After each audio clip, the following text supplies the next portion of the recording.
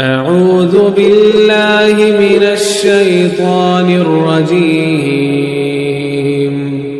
بسم الله الرحمن الرحيم بسم اللہ الرحمن الرحیم ذالک مما اوحى الیک ربک من الحکمت ولا تجعل مع اللہ الہا آخر فتلقى فی جہنم ملوما مدحورا۔ جو احکامات بیان ہوئے، کچھ چیزیں کرنے کا حکم دیا اور کچھ چیزیں سے روکا گیا اور نہ کرنے کا حکم دیا، ماں باپ کے ساتھ بھلائی کا، اللہ تبارک و تعالیٰ کے ایک ہونے کا، عزیز و اقربا کے ساتھ، رشتہ داروں کے ساتھ اچھا سلوک کرنے کا حکم دیا، مسکینوں اور غریبوں پر خیرات کرنے کا حکم دیا، اور اگر نہ ہو تمہارے پاس تو ان سے اچھی بات کرنے کا حکم دیا۔ یہ سب کرنے کے حکام دیے، اور اس کے بعد کہا کہ اپنی اولاد کو قتل مت کرو، زنا کے قریب مت جاؤ، یتیم کا مال نہ کھاؤ، وعدہ کرو تو اسے وفا کرو، توڑو مت، زمین پر اکڑ کر نہ چلو۔ یعنی کہ کچھ احکامات کرنے کے دیے، کچھ احکامات نہ کرنے کے دیے، ان سے روکا گیا۔ یہ سب کیا ہے؟ قرآن مقدس بیان فرماتا ہے یہ وحی کی ان حکمت والی باتوں میں سے ہیں جو تمہارے رب نے تمہارے طرف بھیجی ہیں۔ سبحان اللہ، یہ حکمت والی باتیں۔ اور پھر ارشاد فرمایا، اور اے سننے والے، اپنے رب کے ساتھ دوسرا معبود نہ ٹھہرا، ورنہ تجھے ملامت زدہ اور مردود کر کے جہنم میں داخل کر دیا جائے گا، جہنم میں ڈال دیا جائے گا۔ یا ایک بنیادی بات جو ہمارے اور آپ کے سمجھنے کی ہے وہ یہ ہے کہ ان احکامات کو اگر کرے جو رب نے کرنے کا حکم دیا، اور ان احکام کو چھوڑ دے جن کو رب نے نہ کرنے کا حکم دیا، ٹھیک ہے، تو کیا اس کے سبب وہ جنت کا حقدار ہو جائے گا؟ توحید، رسالت کا اقرار، وَلَا تَجْعَلْ مَعَ اللَّهِ إِلَٰهًا آخر، شروع بھی بات اس سے ہوئی اور ختم بھی بات اس سے ہوئی کہ اپنے رب کے علاوہ کسی کو معبود نہ ٹھہرانا، ٹھیک ہے، اور اس کے بعد پورا بیان چلا کہ اس کو کرو اور اس کو مت کرو۔ یہاں ان لوگوں کے لیے بات کلیئر ہو گئی کہ اگر جو ایمان نہیں رکھتے، توحید کے منکر ہیں، رسالت کے منکر ہیں، اگر وہ ان کاموں کو کریں گے بھی تو وہ کام ان کو کوئی فائدہ نہیں دیں گے۔ ایک بندہ آ گئے، مومن ہی نہیں ہے، مسلمان ہی نہیں ہے، ماں باپ کے ساتھ بڑا اچھا سلوک کرتا ہے، رشتہ داروں کو بھی کھلاتا پلاتا ہے، غربا اور فقیروں کو بھی خوب دیتا ہے۔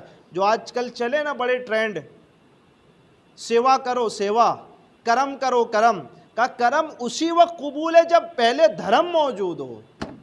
سمجھ رہے ہیں نا اس بات کو؟ یہاں یہ بیان فرمایا گیا ہے کہ توحید کا منکر ہو، اللہ اور اس کے رسول کو نہ مانتا ہو، اور اس کے بعد کچھ بھی اچھے کام کرتا ہو، کا یہ قبول نہیں ہے۔ من عمل صالحا من ذکر او انثی وہو مؤمن، جو عمل کرتے ہوں اچھے، مرد ہوں یا عورت، اس شرط کے ساتھ کہ وہ مومن ہوں، اس شرط کے بغیر نہیں۔ کائنات میں انسان ہیں، ہم سب لوگ ہیں، یہاں کافر بھی ہیں، مشرک بھی ہیں، رب کو ماننے والے بھی ہیں، رب کو نہ ماننے والے بھی ہیں۔ تو پھر رب کو نہ ماننے والوں کے کام اور رب کو ماننے والوں کے کام برابر ہو جائیں تو پھر جنت و جہنم کا کیا فائدہ ہے؟ تو یہاں اس بات سے اس کی طرف بھی اشارہ ہو رہا ہے کہ یاد رکھنا کہ اس جو کام کرنے کے حکم دیے ہیں، ان کو اگر کیا جائے گا تو اسی کے قبول ہے جو مومن ہے۔ اگر ایمان نہیں ہے دل کے اندر اور ہزاروں نیکیاں کر لے، کا اس کا کوئی فائدہ قیامت میں نہیں ہونے والا ہے۔ یہ تو اس کے لیے شرط یہ توحید و رسالت کا اقرار کرنا، منکر نہ ہونا۔ اس بات کو یہاں بیان فرمایا گیا، ورنہ دیکھیں نا بہت سارے علم والے، بڑے بڑے علم والے یہاں سے گزرے اس دنیا سے، لیکن وہ رب کی توحید کے اقراری نہ تھے، تو وہ اس دنیا میں بھی ان پر ملامت کی جاتی ہے اور آنے والی قیامت میں بھی ملامت کی جائے گی۔ بہت سارے حکیم، حکمت کی باتیں بتانے والے ایسے گزرے کہ جن کے پاس توحید اور رسالت کا اقرار نہ تھا، آج ان کا نام لینے والا بھی کوئی نہیں۔ سمجھ رہے ہیں؟ تو عمل قبول انہی کے ہوں گے جن کے پاس توحید و رسالت کی روشنی ہوگی، ان کے عمل قبول کیے جائیں، اور وہ فائدہ اٹھائیں گے۔ ان کے علاوہ کہا اس دنیا میں ملامت کی جائے گی، اس دنیا میں اس پر حسرت اور ندامت کی جائے گی اس پر، اور آنے والی قیامت میں کوئی مسئلہ نہیں، فتقعد مذموما مخذولا فتلقى فی جہنم ملوما مدحورا، دھتکارا ہوا بنا کر کے اسے جہنم میں ڈال دیا جائے۔ تو دونوں چیزیں واضح ہو گئی۔ اس کے بعد یہاں ایک بات آگے جو آئی وہ یہ ہے، یہ تو احکامات کا بیان ہوا، اور پھر احکامات کس کے لیے فائدہ مند ہے نہ فائدہ مند ہے وہ بیان ہوا۔ اب یہاں ایک اعتراض کفار مکہ جو کرتے ہیں کہ رب تبارک و تعالیٰ نے ہمیں تو بیٹے عطا کیے، لیکن فرشتے جس کو اللہ نے نوری مخلوق بنایا ہے، فرشتوں کے لیے ان کا عقیدہ یہ تھا کہ یہ معاذ اللہ اللہ کی بیٹیاں ہیں۔ اللہ اکبر۔ تو اللہ تبارک و تعالیٰ جو کہ جسم سے پاک ہے، بیٹا اور بیٹی تو اس کی ہو سکتی ہے جس کا جسم ہو، جس کا جسم ہی نہیں پھر وہاں بیٹے اور بیٹی کا کوئی تصور ہی نہیں ہو سکتا۔ اور پھر حالت کیا ہے کہ اپنے لیے بیٹی کو ناپسند کرتا ہے اور اپنے پیدا کرنے والے خالق کے لیے بیٹی کو پسند کرتا ہے۔ عجیب مخلوق ہے یہ، ہے نا؟ تو ان کا رد بیان فرمایا، افاسفاکم ربکم بالبنین واتخذ من الملائکۃ اناسا انکم لتقولون قولا عظیما، کیا تمہارے رب نے تمہارے لیے بیٹے چن لیے اور اپنے لیے فرشتوں سے بیٹیاں بنا لی؟ بے شک تم بہت بڑی بات اپنی زبان سے بول رہے ہو اور کہہ رہے ہو، بڑی سخت بات تم کہہ رہے ہو اپنی زبان سے۔ اللہ تبارک و تعالیٰ کے انکاری بن رہے ہیں ایک صورت سے کہ وہ رب جو پیدا ہونے سے، یعنی کہ وہ کسی سے پیدا ہو اس سے پاک ہے، اس سے کوئی پیدا ہو وہ اس سے بھی پاک ہے، اس کی طرف تم یہ غلط بات جوڑ رہے ہو اور جوڑ کر کے بڑی سخت بات تم اپنی زبان سے بول رہے ہو۔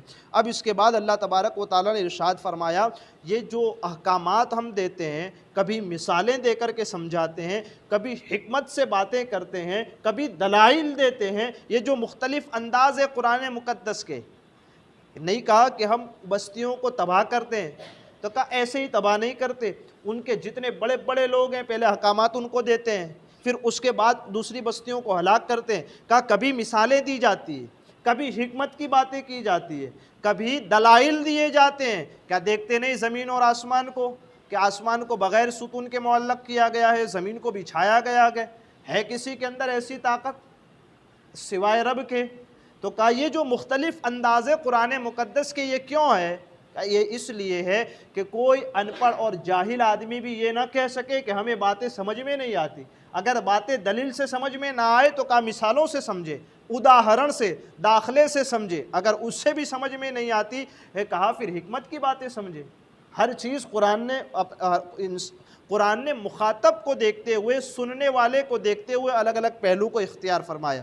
یہاں اس کا بیان فرمایا جا رہا ہے، وَلَقَدْ صَرَّفْنَا فِي هَذَا الْقُرْآنِ لِيَذَّكَّرُوا، اور بے شک ہم نے اس قرآن میں طرح طرح سے بیان فرمایا، مختلف طریقوں سے اس کو بیان فرمایا، وَمَا يَزِيدُهُمْ إِلَّا نُفُورًا، تاکہ وہ سمجھیں، اور یہ سمجھنا ان کے دور ہونے کو ہی بڑھاتا رہا۔ یعنی یہ مختلف طریقے سمجھانے کے تاکہ سمجھ کر وہ ہدایت حاصل کر جائیں، لیکن کفار کا طریقہ یہ رہا کہ جب مختلف طریقوں سے بھی ان کو سمجھایا جاتا تو بغیر ماننے کے، بغیر اقرار کرنے کے وہ خود اس سے دور چلے جاتے۔ استغفر اللہ، معاذ اللہ۔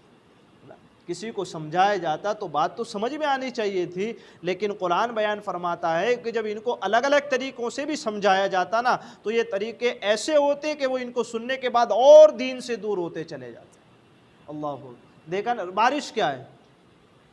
بارش کیا ہے؟ رحمت ہے نا۔ بارش کیا ہے؟ رحمت ہے۔ لیکن آپ مجھے بتائیں کہ یہی بارش جب کچرے پر گرے تو کیا ہوتا ہے؟ بدبو پھیلتی ہے کہ نہیں؟ زیادہ بدبو پھیلتی ہے نہیں زیادہ؟ ٹھیک یہی حالت ہے کافروں کی کہ اللہ تبارک و تعالیٰ کی رحمت کی بارش ان پر ہوتی ہے، لیکن وہ ایسے گندے ہیں، ایسے کمینے ہیں کہ جب قرآن کی آیتیں ان پر تلاوت کی جاتی ہے تو وہ ان کی جو گندگی کی وجہ سے رحمت کو وہ قبول نہیں کرتے، وہ رحمت کا پانی جب اس پر برستا ہے تو اور بدبو پھیلنے لگتی ہے اور وہ ہدایت سے دور ہوتے چلے جاتے ہیں۔ اللہ اکبر۔ تو یہ کافروں کا ایک وصف بیان کیا گیا کہ جب ان کے سامنے سچی اور سیدھی باتیں بیان کی جاتی ہے تو وہ اس سے اور دور چلے جاتے ہیں۔ یہاں ہمارے لیے ایک سبق یہ ہوتا ہے کہ اس سے ہم سمجھیں کہ کہیں یہ عمل ہم تو نہیں کر رہے ہیں کافروں والا، سمجھ رہے ہیں نا؟ ہم کو اگر صحیح راستے کی طرف لایا جائے، نیکی کے راستوں کی طرف لایا جائے، باوجود اس کے تم نے ہم کو کہا ہے نہیں ہم تو وہی کریں گے جو کرتے ہوئے آئے، کہ یہ عمل کافروں کا ہے، اس کے اندر کی جو بدبو ہے وہ نیکی کی نصیحت کے باوجود بھی وہ بدبو دور نہیں ہوتی، خباثت اتنی بھر گئی ہے کہ اب وہ خباثت میں اتنا محو ہو چکا ہے کہ وہ اور گناہوں میں دھستا جاتا ہے، نیکی کی طرف نہیں آتا۔ تو یہ ہے، اس کو ہمیں اور آپ کو سمجھنے کی ضرورت ہے۔ تو کفار مکہ کے لیے بھی یہ بیان فرمایا کہ ان کے قرآن ہم نے ہدایت بنا کر بھیجا، مختلف طریقوں سے انہیں سنایا جاتا تو ان کی اپنی حالت یہ تھی کہ وہ اور دور ہوتے چلے جاتے۔ اس کی مثال سے اس کو واضح کر دیا، ہمارے لیے جو سبق تھا وہ بھی بیان ہو گیا۔ اللہ تعالیٰ مجھے آپ کو کہنے سننے سے زیادہ علم اور عمل کی توفیق عطا فرمائے۔ ہمارے کہنے آپ کے سننے میں عمدن سہون کوئی خطا ہوئی ہو، اللہ عز و جل اپنے حبیب کے صدقے اسے معاف فرمائے۔ استغفر اللہ ربی من کل ذنب۔